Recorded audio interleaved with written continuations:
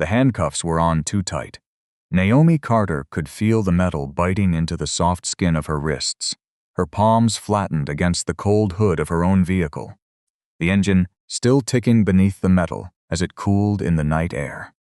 A thin fog had settled over the road from the direction of the Chesapeake Bay, softening the yellow glow of the marina's security lights until they looked like lanterns hanging in a swamp. The water beyond the chain-link fence was invisible. She could only hear it, a low, rhythmic slap against the dock pilings, steady and indifferent. The officer standing behind her was laughing, not the nervous laugh of someone covering discomfort. A real laugh, loose and confident, the kind that comes from a person who believes the moment belongs entirely to him. He had opened the credential case and held it under his flashlight for a long moment before the sound started. The badge inside was gold and genuine, issued by the Bureau of Alcohol, Tobacco, Firearms, and Explosives. The identification card beside it showed Naomi's photograph, her name, her credential number, and her title: Supervisory Special Agent. The Department of Justice seal was embossed at the bottom. He dropped the case on the wet asphalt. Not accidentally. He lowered it to knee height and released it. "That's the best one I've seen all year," he said. "Where'd you get it? The internet? Party store?" Naomi turned her head slightly toward the dark water. She did not raise her voice. She did not argue. She said, "Officer, I need you to listen carefully right now." He said something dismissive and moved the flashlight away. She said, "The harbor has gone quiet." He stopped moving. She said it again, quietly, as though it were an observation about the weather. "Notice that. Listen." He looked toward the water. She was right. The boat rigging had stopped tapping. The distant diesel engine that had been running somewhere past the far dock had gone silent. The gulls that occasionally cut through the dark sky above the waterway had disappeared. The officer laughed again, shorter this time. "You're stalling." Naomi looked at the credential case on the pavement beside his boots. She looked at the water. She had been in federal law enforcement for 13 years, and she understood the geometry of moments like this one, the way certain choices compressed time and made everything that came after permanent. She also understood that within the next few minutes, the person wearing handcuffs was going to change. But that was not the thing she wanted him to know, not yet. What she wanted him to understand, though he was not capable of understanding it at that moment, was that his greatest error was not the one he had already made. His greatest error was the one he was about to commit. The false report he was going to file, the cover story he was going to construct, the assumption that his badge and his version of events would be sufficient to bury hers. He had been given every opportunity to prevent what came next. He was going to choose not to take any of them. 45 minutes earlier, the road had been empty. Naomi had been awake for 36 hours. She had spent the last night and most of the preceding day in a rented contractor's van, parked 200 yards from the eastern fence line of Blackwater Marina, positioned so that the wing mirror caught the loading dock on the far side of the main warehouse. The van smelled like cold coffee and stale insulation. She had documented 17 separate instances of activity, photographed 4 unregistered vehicles, and confirmed the movement of cargo containers whose manifests, according to federal customs records, described the contents as processed fish product. They were not fish. Operation Broken Harbor had been running for 16 months. It had grown from a tip passed through a cooperating witness into one of the most extensive weapons-smuggling investigations on the eastern seaboard. The network used private marinas, working fishing vessels, and legitimate seafood warehouses to move illegal firearms along the Chesapeake Bay coastline before routing them to contacts outside American waters. The man at the center of it was Caleb Strickland, a shipping executive whose name appeared on charitable foundations, maritime industry boards, and local newspaper profiles as a community benefactor. He had a standing table at the best restaurant in 3 counties and a photograph on the wall of City Hall, shaking hands with the mayor. He also had a relationship with the Port Alder Police Department that was considerably less photographable. Chief Raymond Kellerman had been on Strickland's informal payroll for at least 4 years. 2 of his officers handled the practical work, stopping unfamiliar vehicles near the marina, running off curious dock workers, losing paperwork when shipment records were requested, and misplacing evidence when it became inconvenient. The department's evidence room had processed 42 seized firearms over an 18-month period. Federal auditors had subsequently located 6 of them. The others had been redirected through a chain of transactions that the federal investigation had spent the better part of a year untangling back into Strickland's export network. Officer Brent Holloway had been with the Port Alder Police Department for 14 years. In that time, he had accumulated 19 use-of-force reports, 11 civilian complaints involving traffic stops on roads near the marina, and 0 sustained disciplinary actions. The complaints had a pattern that the federal team had documented carefully. They came disproportionately from black dock workers, black delivery drivers, and black contractors who traveled the roads near the waterfront. The complaints described vehicles being stopped without stated cause, identification being demanded and then retained, and interactions that escalated without explanation until the driver either left the area or was cited for a violation that the officer had invented. 3 of those complaints, taken independently and years apart, quoted the same phrase from the officer who stopped them. He had told each of them he was keeping the harbor clean. A cooperating witness later told federal investigators the phrase was common shorthand inside the department, used whenever an unfamiliar face was turned away from the marina road. Naomi's team had flagged it months earlier as a possible verbal signature connecting individual stops to the larger conspiracy. They had never heard him say it directly. Not yet. Holloway did not think of himself as corrupt. In his own accounting, the marina road was a security perimeter, and the men who owned the warehouses paid enough in local taxes and civic donations to have earned some deference about who was allowed to linger near their property at 2 a.m. He had told himself this for years, the way people tell themselves the version of a story that lets them keep doing what they are already doing. Holloway was not formally assigned to the marina road.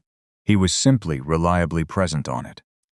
When Naomi pulled out of the marina parking lot at 1:52 in the morning, she was driving an older sport utility vehicle, registered to a federal fleet management company, under a name that would not resolve easily in a standard license check. She was wearing a dark canvas jacket over a plain sweater, jeans, and work boots. Her authorized service pistol was holstered at her right hip. Her federal credentials were in the inner breast pocket of the jacket. A bone-conduction earpiece, nearly invisible against her jaw, kept her connected to Deputy Director Evan Brooks and the coordinated federal team positioned at 3 locations around Port Alder. She had not been expecting a traffic stop, but she had understood it was possible. This was Holloway's road. Her federal vehicle carried a front-mounted camera that transmitted continuously to the field office, rather than storing locally, a standard precaution for covert operational vehicles. A second recorder, no larger than a coin, was sewn into the lining of her jacket collar, transmitting audio to the same feed. Neither device could be found in an ordinary pat-down, and neither could be switched off from outside the vehicle or the jacket itself. She saw his headlights pull out of a side entrance about 150 yards behind her. He followed for half a mile before activating his lights. He had run her plate in the interim and received a restricted government response, which was the standard result when a federal fleet vehicle was queried by a non-federal agency. A reasonable officer would have considered the possibility that a restricted plate meant the vehicle was federally protected, and that stopping it required additional authorization. Holloway interpreted it differently. In his radio log, later recovered as evidence, he noted the plate as suspicious and the vehicle as unidentified. She pulled to the side of the road, interior light on, windows down. Both hands on the steering wheel where they were immediately visible. "Evening," she said, when he reached the window. He was holding the flashlight at an angle that pointed it directly into her face. He asked for her license and registration without stating the reason for the stop. She told him, calmly, that she would reach for her license, that her registration was in the glove compartment, and that before she moved her hands, she wanted to inform him that she was legally armed, that her service weapon was holstered on her right hip, and that her other identification was inside her jacket. He told her to stop talking. She said, "I want to make sure you have all the information you need for this stop. I'm telling you about the weapon so there are no surprises. I'm not a threat to you." He told her to step out of the vehicle. She asked the reason for the stop. He said she had been driving without a rear registration light. She had not. Both lights were functioning. The federal team monitoring from a Coast Guard investigative vessel, anchored in the waterway half a mile north, had confirmed this before she left the parking lot. She stepped out carefully, hands visible, turning slowly, and as she did, she said clearly, "My federal credentials are in my left breast pocket. I am going to tell you who I am, and I'm going to ask you to verify my identity through the ATF Baltimore Field Division before this goes any further." He was already moving her toward the hood of the vehicle. "You can call my field office right now," she said, as her palms touched the cold metal. "My credential number is—" He was not interested in her credential number. He searched her methodically and removed the holstered weapon first, which she had expected. Then he removed the credential case from her jacket pocket. He stepped back to look at it. She heard him open it behind her. In her earpiece, she heard Brooks say her name quietly. "A question," she said, low and steady. "Hold." Brooks had the authority to deploy the federal response teams immediately. 3 ATF response vehicles, 2 U.S. Marshals vehicles, and the Coast Guard investigative vessel were coordinated and ready. The simultaneous arrests at the warehouse, the Marine Parts Company, and Strickland's private dock were scheduled to begin within the next 40 minutes. If Holloway simply recognized the badge and released her, the evening would proceed on schedule. She did not need to be detained. She needed him to verify who she was and let her go. She could hear him looking at the badge. The silence lasted perhaps 3 seconds. Then he laughed. She turned her head toward the water and said what she had said about the harbor going quiet. He dismissed it. She tried again. "Officer, the credential number on that card is on file with ATF Baltimore. You can call the field division 24 hours a day. The serial number on the weapon you removed will also verify. I'm asking you to make one phone call." He told her the badge was fake. She said, "I need you to hear what I'm saying. I am a supervisory special agent with the Bureau of Alcohol, Tobacco, Firearms, and Explosives. I have been stationed near this marina as part of an active federal investigation. I need you to call your supervisor, call the ATF Field Division, or call any federal law enforcement contact you have access to." He told her to stop talking. She said, "I'm going to keep talking because I'm going to make sure later that nobody can say you didn't understand what was happening." He said something about women with fake badges making up stories. He said it the way people say things they've said before, the way a line gets worn smooth from repetition. She said, "Is your body camera recording?" He went quiet. She turned her head toward him slightly and saw his hand move to the camera mounted on his chest. He looked at it for just a moment. Then he deliberately deactivated it. He told her that the recording did not matter, because the encounter was now his word against hers, and that local officials had always known how to weigh a police officer's account against the account of a black woman found near a closed marina in the middle of the night, carrying a firearm and claiming to be someone she wasn't. For half a second, something cold moved through her that had nothing to do with the night air. A man willing to disable a camera in front of her had already decided what story he needed. She understood, standing there with her weapon in his car, that a man that confident in his own story might decide he needed a different kind of ending to it too. She let the thought pass through her and kept it out of her voice. She said, "I want you to know that you just made a choice. I want that on the record." He put her credential case in his own uniform pocket. Then he cuffed her wrists behind her back. The first bracelet was tight. The second was tighter, she said. "Those are too tight. I'm telling you they're causing injury." He walked back to his patrol vehicle. She could hear him pick up the radio. His transmission was controlled and deliberate. He reported that he was holding a female suspect at the south exit road from Blackwater Marina. He described her as carrying an illegal firearm. He described the federal credentials as forged documents. He used the words suspicious surveillance of maritime infrastructure. He said she had been resistive. At no point in the encounter had she moved without announcing the movement. She had not raised her voice. She had not reached for anything without prior notice. The federal vehicle camera had recorded the entire stop. Then he said it. At the end of the transmission, almost as an afterthought, the way someone says something they don't realize has meaning beyond their private vocabulary. He said, "Getting her off the road, keeping the harbor clean." In her earpiece, she heard Brooks say her name.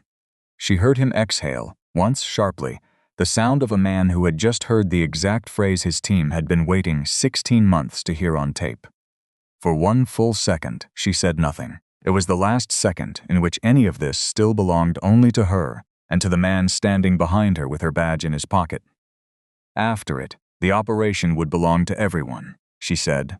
Now, the searchlight came from the water. It was a broad white beam that swept across the fog and then settled on the road, making the wet asphalt look like a pale stage. The Coast Guard investigative vessel had moved into position in the channel. Its engines were quiet, but the light was unmistakable.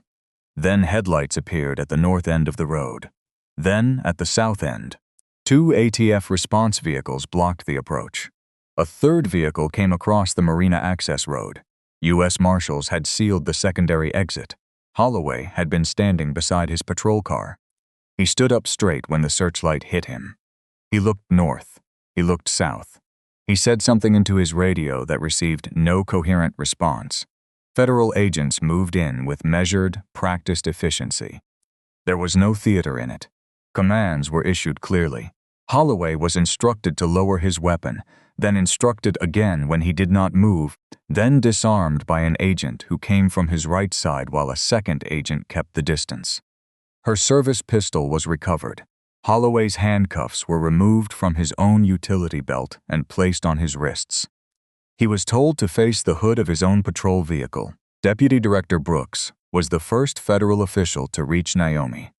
When the cuffs came off, her fingers were numb enough that it took her 2 tries to work the clasp on her own credential case, and she was glad, briefly, that no one was close enough to see it. He confirmed she was uninjured in any serious way, and he opened a medical kit for the marks on her wrists, which were already showing the beginning of bruising. He said her name once, formally, and she said she was functional, and they had work to do. She walked to where Holloway was standing against the hood of the patrol car. She said, "I need my credential case back." He hesitated. She waited. He reached into his uniform pocket and placed the credential case in her extended hand. She looked at the badge for a moment.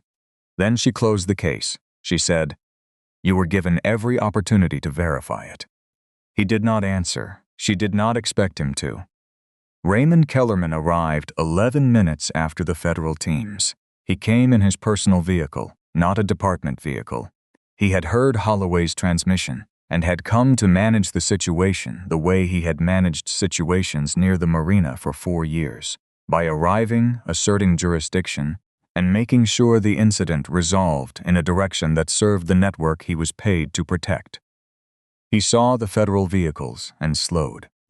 He parked 100 feet back and walked toward the scene with the deliberate calm of a chief who believed his badge gave him sovereignty over the ground beneath his feet.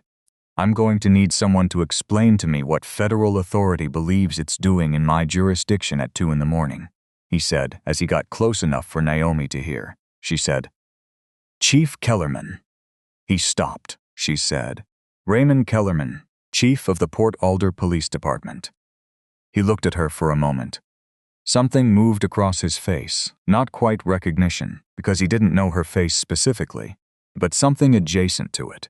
The recognition that this was not a situation he could manage the way he usually managed things. He said, "Who are you?" She said, "My name is Naomi Carter. I'm a supervisory special agent with the Bureau of Alcohol, tobacco, firearms, and explosives, and I'm the operational leader of a federal investigation that has been examining criminal activity in and around Blackwater Marina for the past 16 months.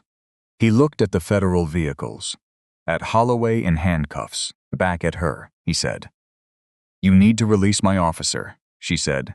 "Your officer detained me without lawful cause, confiscated my federal credentials, disabled his body camera, filed a knowingly false arrest report, and used coded language in a radio transmission that connects him directly to a criminal conspiracy your department has been facilitating for years." He started to speak. She said, "You also need to know that you are not here in a supervisory capacity.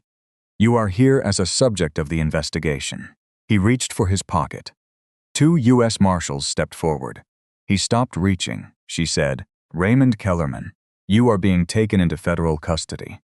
A sealed warrant naming you on racketeering, obstruction, and conspiracy charges was signed by a federal magistrate 2 days ago. Officer Holloway's transmission tonight didn't create this case.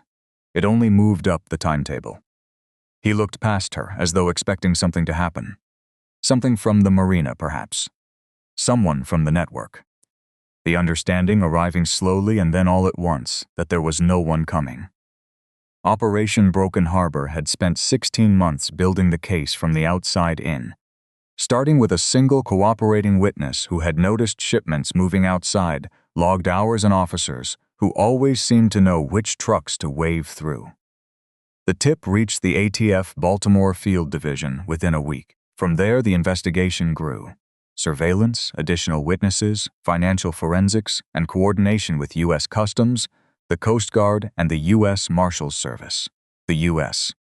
Attorney's Office and DOJ civil rights prosecutors had been briefed for months, since any case built on a local officer's abuse of federal contact would need their sign-off before trial. The shape of it was simple enough to say plainly. Strickland's network moved illegal firearms through the marina hidden inside refrigerated seafood shipments, timed to windows when the loading docks went unmonitored. 2 Port Alder officers coordinated those windows with Strickland's dock manager. Kellerman's job was protection, making sure complaints went nowhere and federal inquiries got deflected before they gained traction. Holloway drove the road itself, stopping anyone the network flagged as a problem. What the investigation hadn't locked down yet, before that night, was a single documented instance of Holloway using his badge to protect the network in real time on the record, in a way a jury could see for themselves. He had supplied it himself, in sequence, on camera, on tape, with a federal agent's credential case in his own pocket. At 2:47 that morning, while Holloway sat in federal custody on the road, Strickland's private yacht slipped its moorings and started south with its navigation lights off. Someone inside the department had heard the radio traffic. A Coast Guard cutter intercepted the yacht 4 miles out. At the same time, federal agents moved into the seafood warehouse, the marine parts company on Route 12, and the Port Alder evidence room itself. The evidence room told its own story. 36 firearms logged as destroyed, none of them actually destroyed. 12 recovered from a storage site tied to a Strickland subsidiary. The custody records altered by hand. The interview room smelled like institutional coffee and dry air. Holloway sat at the table without his badge or his weapon, wearing street clothes because his uniform had been taken into evidence. He had been awake for most of the night. He looked like a person who had spent several hours understanding something he could not stop understanding. Naomi entered at 7:14 in the morning.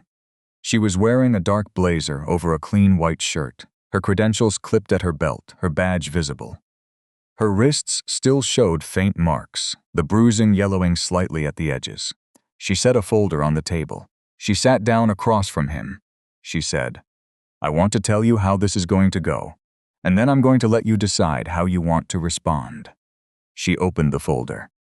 She placed his radio transmission in front of him, a printed transcript with the relevant phrases highlighted. She placed still frames from the federal vehicle's front-mounted camera. He could see himself in several of them, clearly identifiable, in the sequence from the credential case to the handcuffs to the deactivated body camera. She placed a printout of the audio log from her body transmitter, 18 pages, time-stamped at 2-second intervals. She placed the marina surveillance footage frame, captures from 3 cameras. She placed his financial records. Specifically, the transactions between his account and a shell company connected to Strickland's operations, totaling just over $47,000 over 22 months. She placed a summary of civilian complaints filed against him over 9 years, with the names and dates and outcomes. She placed a record of his location data, drawn from his department-issued phone, placing him in proximity to 3 separate shipments during the previous summer.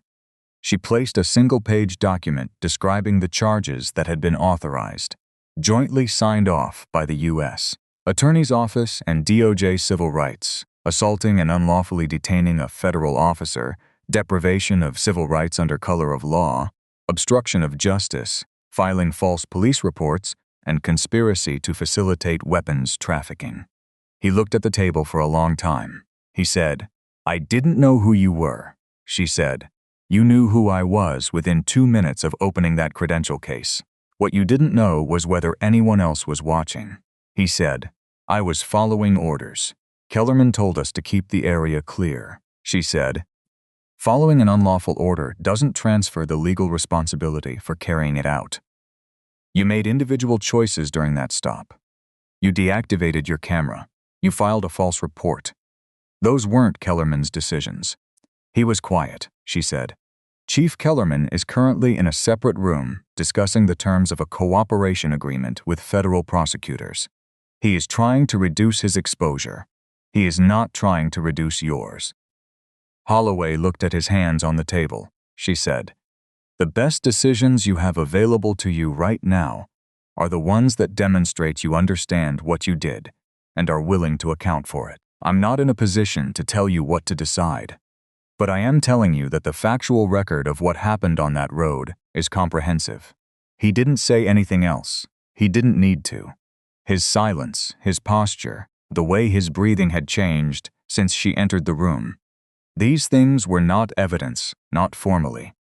But they were the shape of a person who had run out of room to move. The institution he had relied on for 14 years, the department, the chief, the chain of command.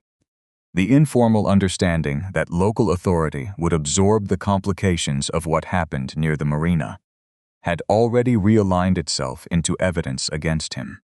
Every layer of protection he had assumed was in place had turned out to be, instead, a documented conspiracy that he was now photographed at the center of. He stared at the table. Naomi closed the folder. In the months that followed, the cases moved through the federal system with the deliberate pace of proceedings built on extensive documentary evidence. Holloway was prosecuted on all counts. His attorney argued good faith and supervision. The jury heard his own voice on the radio, using the phrase, "keeping the harbor clean." They watched the vehicle camera footage of him dropping the badge on the wet pavement. He was convicted and sentenced accordingly. Kellerman's cooperation agreement reduced his exposure on some counts, but didn't spare him federal prosecution. He pleaded guilty to obstruction and conspiracy and lost his pension along with his freedom. Strickland was indicted on trafficking, money laundering, and organized crime charges. His attorneys fought the financial records. The witnesses held. The evidence held. He was convicted on the majority of counts. 11 other Port Alder officers were suspended, 4 indicted. The department entered a federal consent decree. Body cameras now uploaded continuously to an independent server, and deactivating one triggered an alert no one inside the department could suppress. An independent board took over civilian complaints. Evidence room access required 2 officers of different rank and an external quarterly audit. 12 prior cases that depended on Holloway's testimony were dismissed.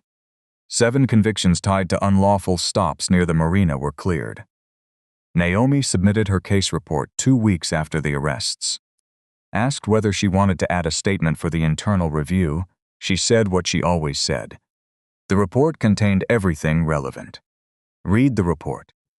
A year and 6 days after the night on the road beside Blackwater Marina, Naomi parked in a lot near the waterfront in Port Alder on a Tuesday morning. The marina had been seized under Federal Asset Forfeiture Authority and was being converted into a monitored commercial dock. Part of it was now a maritime training facility, built in partnership with community organizations that served workers hurt by the economic fallout of the case. A small crowd had gathered near the old loading dock for a certification ceremony, the facility's first graduating class of young marine repair trainees. Several of them, children of dock workers who had once been waved through or turned away, depending on what the network needed that week. Nearby, under the supervision of 2 federal agents and a department oversight officer standing at opposite ends of a folding table, the 36 firearms recovered from the evidence room were logged, photographed, and destroyed one at a time, each item requiring both witnesses to sign before the next was processed. No single person touched a weapon alone. That was the whole point of the protocol now. Naomi stood near the fence for a few minutes and watched both things happen at once. New certifications being handed out at one end of the dock, old evidence being permanently retired at the other. She did not think accountability meant every person in a uniform would suddenly make the right decision. People with authority made wrong decisions every day, for reasons complicated and reasons plain, and no consent decree could rewrite human nature. What it could do was make sure power no longer operated in darkness, that records existed, that the official version of events was no longer the only version withstanding, that a 2-witness signature on a destruction log meant no single hand could quietly redirect a weapon back into the world again. That was not a perfect condition. It was a better one. She watched one of the new trainees, a girl who couldn't have been older than 19, hold up her certificate for a photograph, laughing at something a classmate said. Then Naomi checked her phone for the day's operational briefing and drove toward the field office.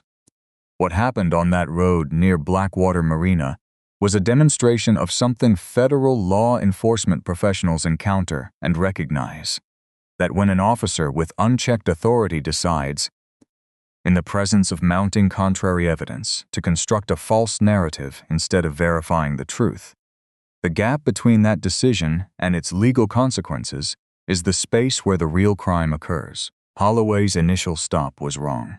His assumption that a black woman alone in an older vehicle near a closed marina was suspicious rather than professional was wrong, in the particular way that exposes the assumptions a person has been allowed to carry without examination for a long time. But the stop, by itself, might have remained a complaint filed and dismissed. What made it prosecutable, what made it significant, was the credential case on the wet pavement and the choices that followed. He was given the information. He was given the number to call. He was given the means to verify. He chose to construct a story instead because he believed the story would be enough, that his badge, his radio, his chief, and his 14 years of unaccountable authority would make the story stick. They didn't. They became the evidence. If a law enforcement officer deliberately disables their body camera during a detention, should that officer be removed from active duty immediately, regardless of rank or seniority? That's the question worth sitting with. A smaller one follows it. How much of I was following orders should ever survive contact with a person's own choices in the moment? Think about those questions. Leave your thoughts below. If this story raised something worth discussing, share it, and subscribe for more stories about accountability, authority, and what the law looks like when it applies to everyone.